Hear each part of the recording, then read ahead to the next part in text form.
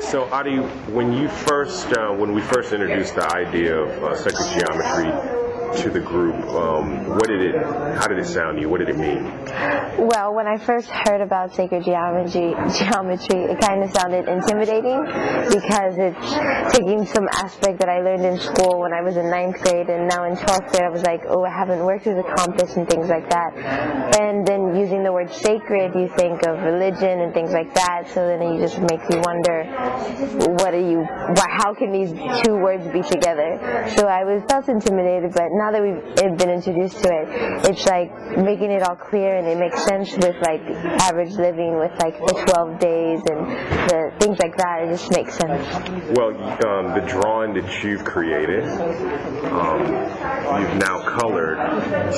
Tell me about your choice of the colors you use and how you feel about the form that you designed. Well, I kind of did a smaller circle than I would have liked, so I was limited to the shape that I had, but I wanted to choose warm and cool colors and just having one warm color, which is the orange, and then going on with the blue and the purple, and just creating the shapes and not having them next to each other, and having like a focal point and kind of looking like a flower and things like that. Do you see yourself practicing these techniques on your own outside of what we're going to be doing here?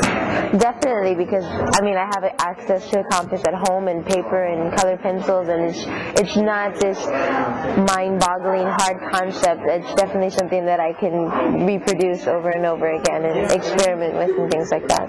If geometry was taught this way in school, what difference do you think it would make with students' comprehension and likability of math? I think definitely there would be a difference. It's like just starting the introduction of just playing around with the compass and like the utensils that you've given in geometry. I think then you can start then understanding the Pythagorean theorem and seeing the relationships between it from this basis. It makes a lot of sense with like nowadays with like how the significance of the number 12 is. I think if they explain that, then there would be a larger concept. Like kids would, I think, be more interested in it because it connects directly to their lives. Okay, thank you.